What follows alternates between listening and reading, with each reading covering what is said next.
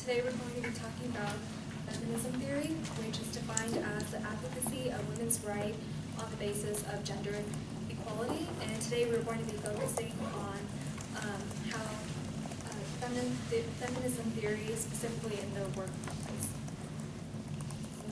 My name is Rishna Parikh. My name is Priyal Patel. My name is Radko. I'm Stephen Burkert. My name is Dilma. I'm Stephen, and before we get started on our presentation, we just wanted to do a quick little activity. So in your presentation groups, just discuss some of the things that you've seen personally in the professional workforce and how that's changed the environment, specifically due to the imbalance of genders. So, yeah. You can talk to All right, so yeah.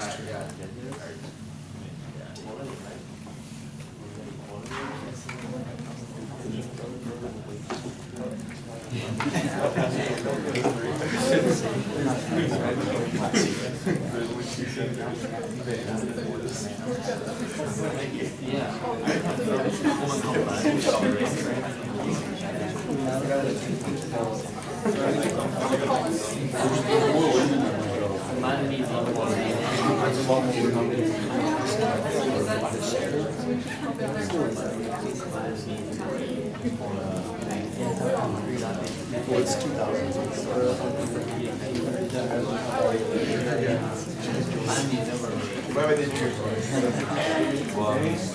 They might make it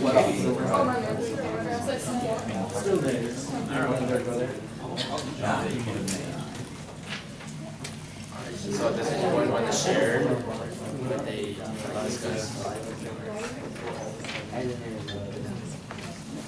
There's a lot more women than men in my office now. I don't know. Why do you say that? They said that you're Because we're more gender I'm not worried about it. more understanding. We're a little bit more sexist before I was. Does anyone else want to share? Google did a study on their wages, and actually, at the end of the study, they figured out they paid women more than men.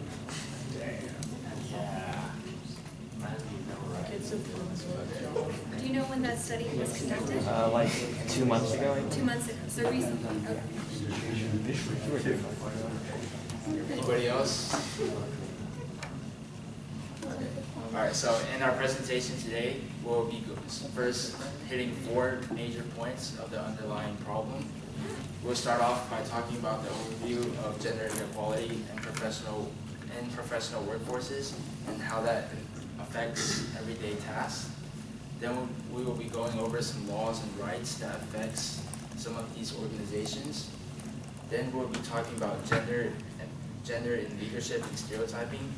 An example of that would be making it harder for women to climb up the corporate ladder as opposed to men. And Roshni will be ending us off by talking about one of the most skewed and imbalanced professions, STEM. So in areas of the world today, we see a minimum difference of 26% of men compared to women, and that's not too bad. However, when we start seeing numbers as high as 50%, we should really start taking an active role in trying to decrease the gap, because a large imbalance of genders really changes the work environment and causes a lot of human welfare and an ability to work freely. So. Okay, so I'll be talking about work role expectations and work-related traits. So according to social role theory, gender role stereotypes originated when women were primarily engaged in caregiving of children, which associated traits of, which was commonly associated as feminine traits, warmth, friendliness, being socially oriented, and then conversely, men were needed for protector and provider roles, which required traits that are now associated more as masculine traits, assertiveness, dominance. These stereotypes continue to proliferate as society advances because one, they are very descriptive of what men and women's roles should be, and also very prescriptive meaning people are expected to behave in certain ways and in accordance with these stereotypes. So another aspect of gender role stereotypes is workplace attire expectations for women versus men. Men and women are not held to the same appearance standard. Women must be well-groomed to be compared at an even playing field as men. So I know, a lot of women have to do their hair, wear some makeup. So multiple studies have found that people of both genders who are more attractive than the average earn more money than their less genetically gifted peers. But men have an edge and an advantage in this too. So a study interviewed 14,000 people and concluded that that for women, grooming, so hair, makeup, clothes, counts even more than looks when it comes to earnings. So a great example of this is president of Bernard College, Deborah Spar. So she calculated that she spent 282 hours a year doing these grooming habits, and that was in comparison to 30 hours, which is what her husband did. So over a 45-year career, she will spend 10,080 more hours than the average guy sitting next to her, which is nearly 5 working years, trying to make herself presentable. Not to mention pink tax plays a role in this. The New York City Department of Consumer Affairs found 42% of 800 products it surveyed cost more for women than it did for men. And that can add up to $1,400 a year for women. One study in California was done. Another aspect of gender role stereotypes is employer bias.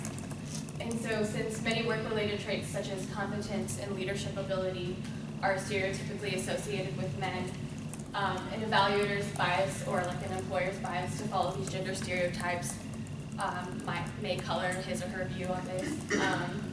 Role congruity theory, which is an extension of social role theory, predicts that individuals may be subject to negative consequences because of the subconscious bias that they're experiencing.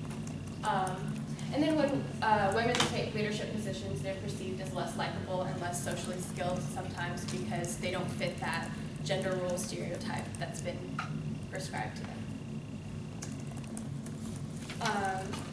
On the other hand, it may be that these people hold these stereotypes, or these employers hold stereotypical masculine personality traits, and then they project that onto their interviewee because that is what they believe to be strong traits.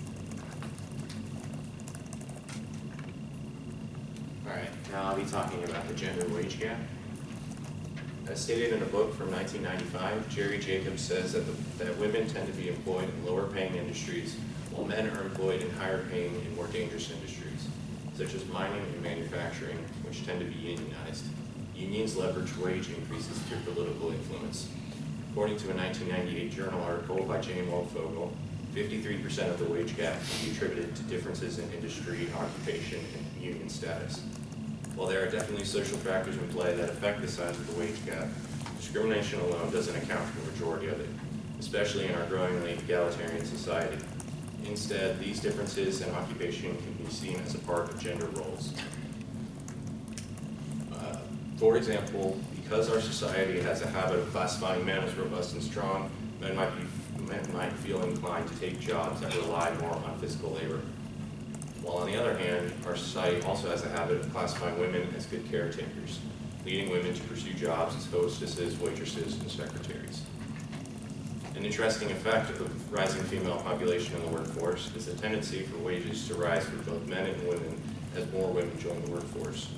In a 2018 study by Amanda Weinstein, published in the Harvard Business Review, she uses population statistics to demonstrate that on average, wages rise at half the rate that women are joining the workforce, meaning that if the number of employed women increases by 10%, wages will rise by 5%.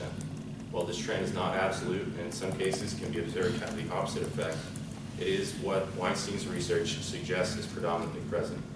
The implications of this are also reflected in the topic I just covered, as we see gender roles begin to fade in modern society, more women are entering positions that men were more likely to secure. Now that employers have a more diverse supply of labor, productivity increases as positions can be tailor-fit with an employee that best suits the role. Alright, so today I'm going to talk about the laws and rights.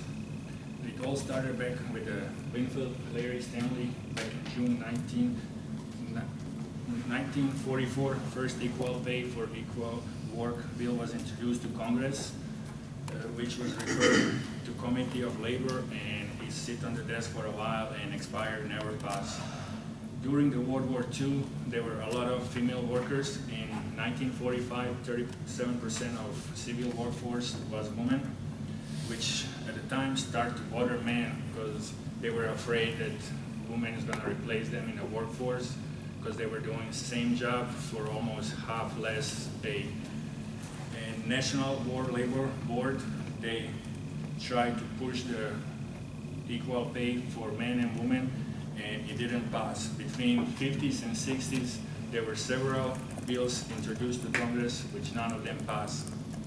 And then in 1961, Esther Peterson, who was a labor activist, who was also appointed as head of the Women Bureau at the Labor Department. She gathered information and built a coalition to bring the Equal Pay Act before the Congress. In June 1963, Equal Pay Act was signed by President Kennedy. It was first federal law that addressed wage difference between genders. It was one of the biggest accomplishments for women at the time. At 1963, women were making 59 cents on every dollar men did. Today, more than 50 years later, that wage difference is about 20 cents, women making about 80 cents at the moment to a dollar men do, which seems a big accomplishment over 50 years, but there's a long way to go. So I'm going to talk about why gender leadership is imbalanced and some of the factors and misconceptions that continue to decrease women wanting to go into the STEM or business workforce. So to begin with, there is already a lack of recruitment, and that is because of two reasons: either capability discrimination or necessity discrimination. So there is a lot of recruiters still out there that think that some of the capabilities of women's skill set for STEM is still lower or lesser than males. And also the whole notion of males being the primary finance giver in a family is still there, and there's sometimes some companies do have priorities to make sure that they invent enough males that have families in their workforce that want. Lack of building interest goes hands with some of the already pre-assumed cases that have been placed. Like there has been 50% of women say that they have faced discrimination at work. They have had struggles, 20% have had struggles to get promotions, and 36% have faced some sort of sexual harassment in their workforce. And because of these stats being stable, it's hard to encourage women to take part and want to educate themselves further into pursuing a STEM career. The third reason that this gender leadership is imbalanced is because of the imbalance between the requirements between male and females. A lot of companies have acknowledged the fact that there needs to be some way where we can get more females hired into their company, and so they will create a special organization within their company to make sure that a certain amount of women are hired.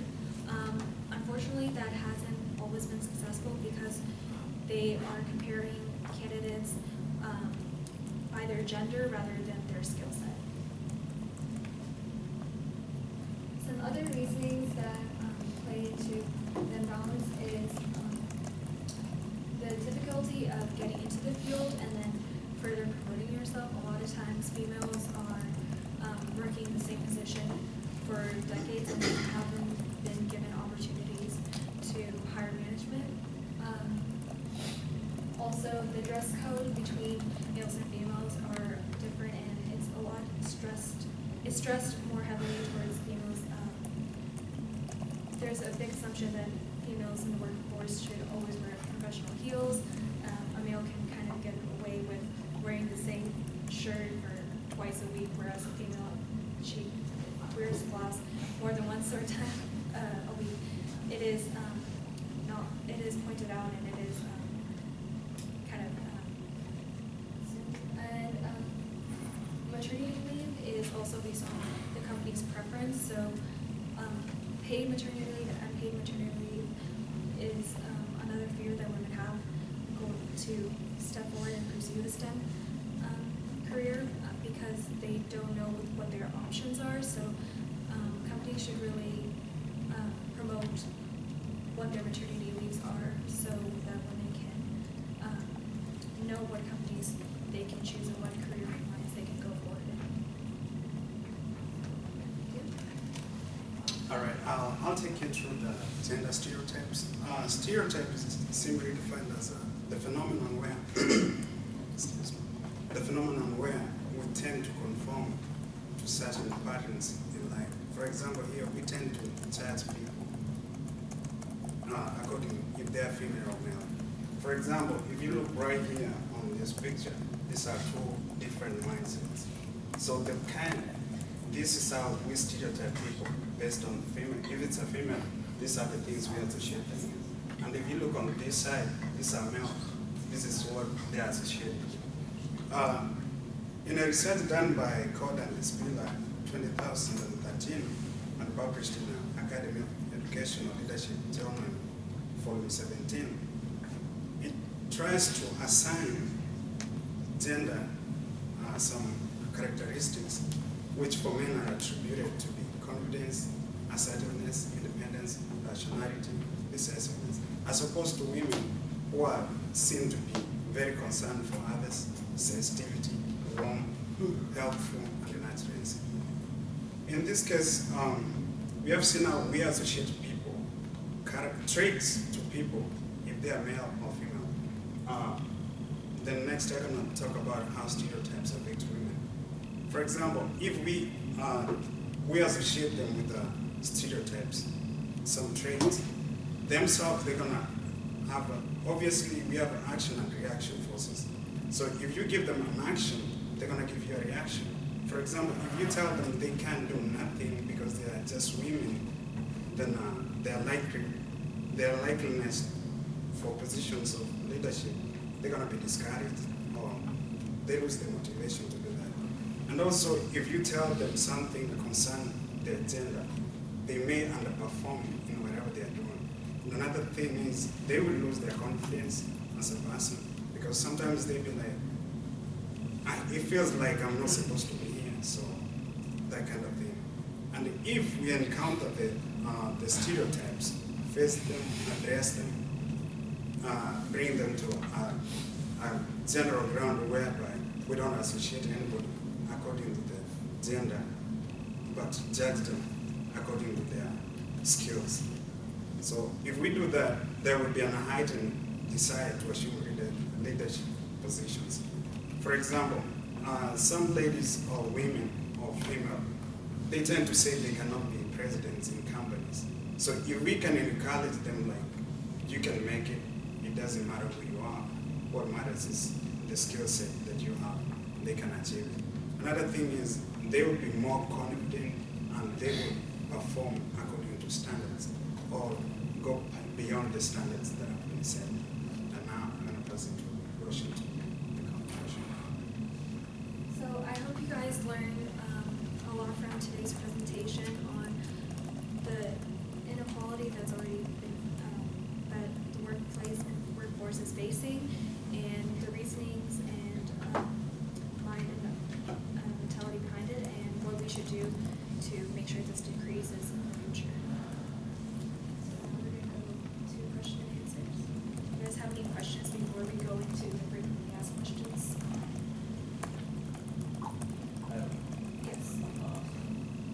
today's world, is there any proactive companies that are taking good steps that want to see other companies in? For sure, I think, so it's actually, I guess would be a STEM company, would be Cisco, has nursing rooms for women, and they give remote access to women when they need to go on maternity leave so that they're able to work and care for their children. Anyone else? Okay, so we'll go to our last questions. Should women be given priority in the hiring process? So as I was talking about earlier, women add a lot to the supply of labor because they've, because of their stereotyping, or tendency to stereotype them, their skill set is different from ours. So when they compete for the same jobs, they can increase productivity. And that's just one of the effects of moving from stereotypes to non-stereotyping. Is just the getting over the prejudice is beneficial for the economy. And then for question 2 is, should there be a specific number of women hired in the STEM field? And so the problem with that system is that it still creates women as a minority, and that's something that we're trying to move away from. It's okay if maybe your workforce has a majority of women. It should be on the basis of their skills and not their gender. So when we have a requirement of how many women need to be hired in that position, you're not judging that candidate over a male candidate, you're judging that candidate versus another female candidate, which isn't exactly fair. And then for our third question is, how can companies accommodate to women that are also mothers? So like Priya said, that having more remote-based positions and acknowledging whether that their maternity process is paid or unpaid.